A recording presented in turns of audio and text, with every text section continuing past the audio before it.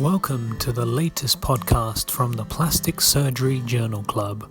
Each month we review and appraise a journal article from PRS and summarise it for you in this short podcast. The full paper can be obtained from the PRS Journal website. This is Dr. Damien Marici and Dr. Jen Law talking to you following the June 2016 Plastic and Reconstructive Surgery Journal Club at St Vincent's Hospital in Sydney. The next paper we looked at was from July 2015. This was a retrospective review of patients undergoing lateral canthoplasty techniques to manage existing or potential lower eyelid malposition, identification of 7 key preoperative findings. This was by Cepper et al. From New York. And Jen, what was this paper about in a nutshell? This paper was a retrospective chart review of all the lateral canthal procedures performed by the Jelks over a 12-month period.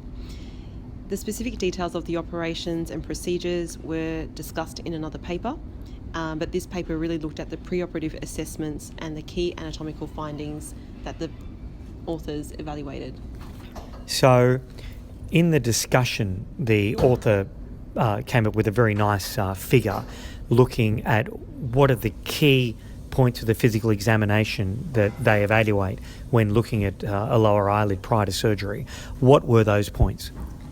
The 7 key physical anatomical findings were vector analysis, either positive, neutral or negative, snap destruction, brisk or delayed, scleral show, the degree of that, canthal tilt, positive, neutral or negative, lateral canthal orbital rim, less than 1 centimetre, greater or equal to 1 centimetre, mid-face position, normal or descended, and lastly, vertical restriction, absent or present.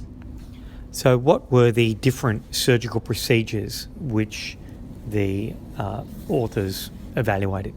There were 4 types. These included the inferior retinacular lateral canthopexy, the inferior retinacular lateral canthoplasty, the tarsal strip lateral canthoplasty, and lastly the dermal orbicular pennant lateral canthoplasty. Surgeon satisfaction at 1 year was 88% and patient satisfaction was 91% overall. At the 5-year mark, they found that additional 10% had to undergo further surgery. So what were the good points about this paper? This paper contains the experience of 2 very well-regarded oculoplastic surgeons in New York City. However, the problems were that it's a small number, over a 1-year period only. The procedures were performed in 2005, which is over 10 years away from the present day. There was no algorithm provided for how the authors selected the different types of lateral canthal procedures based on these anatomical findings, and there was a large proportion of patients who did not meet the inclusion criteria, almost 50%. We would have liked more details on the surgical techniques that the authors performed and how, as many people perform canthopexys and canthoplasties in different ways. The 7-step lower eyelid checklist was very important for everyone to know about and will be of use for young and older surgeons alike. Thank you for listening.